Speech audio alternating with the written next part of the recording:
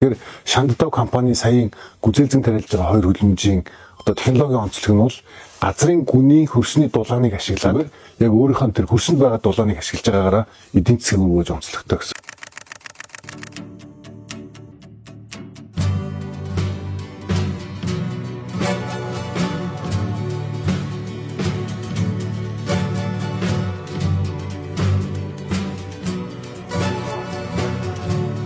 Монгол оронд бол бусад орнуудтай харьцуулахад харьцангуй эрс дэсвэр амьсгалтай. Өвөлдөө бол хас 30-аас 40 хэмийн хүйтэнд одоо байдаг учраас газрын гүн бол 3.5 м хөлгөлт явагддаг. Тэгэхээр хөлөмжийн аж ахуй өөрөө дээдлийн хөрснөөс дээш хэсэг дулаан багаас илүү нөгөө хөлгөлтийн гүнээс доош нэвтэлжээж бид нар одоо тухайн орчиндөө тийм дулаан өөрөөр хэлбэл энерги зарцуулахгүйгээр яг тэр дулаанаа барих боломж бий болно гэсэн. Тэгэхээр Шандтав компани саяын гүзээлзэн тариалж байгаа хоёр хөлбөмбөгийн одоо технологийн онцлог нь бол газрын гүний хөрсний дулааныг ашиглаад өөрөөр хэлбэл захилгаанаар халаалт хийхгүйгээр яг өөрийнхөө тэр хөрсөнд байгаа дулааныг ашиглаж байгаагаараа эдийн засгийг өргөж онцлогтой гэсэн.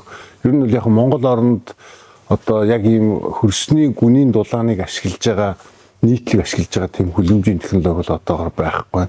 Бид эдийн хувьд 2 жилийн өмнө туршаад ер нь бол 3.5 м буюу хөлгөлтийн гүнээсээ доошогоо яг одоо давсан хэмжээнд газраа ухаад тэгээд нэг бодлын газрын хөрсөн дотор байшин барьж ийн гэсэн. Дулаан хөөсөн цөрөөр ямар нэгэн гадны одоо хүүтэн агаар орохгүйгээр хүүтэн нэвтрэхгүйгээр тийм хан босгоод дахин хөрсөө дэвсгийн өмнө бол 3.5 м-ийн доотлолт ийм одоо битүү хоолоо хийчихэж байгаа.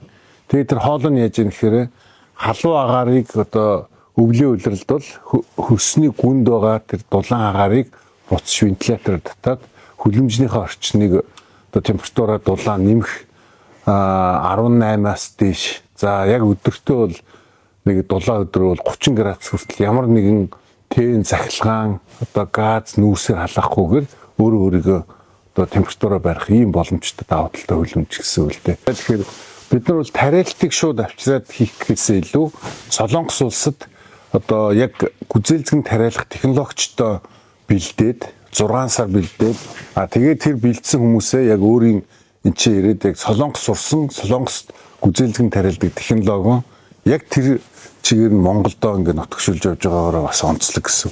Тэгжээж доктортой ургацах боломж бий болж байгаа гэсэн. Тэгэхээр энэ технологиг бол ер нь цаашдаа бид нар нэвтрүүлэх өвлийн тариалалт ялангуяа нарийн ногоо өгөрцийн помидор гүзээлзгэн бусад төрлийн ногоог одоо нөгөө өвөлдөө бол зардал өндөр учраас тариалдаг болчдөг.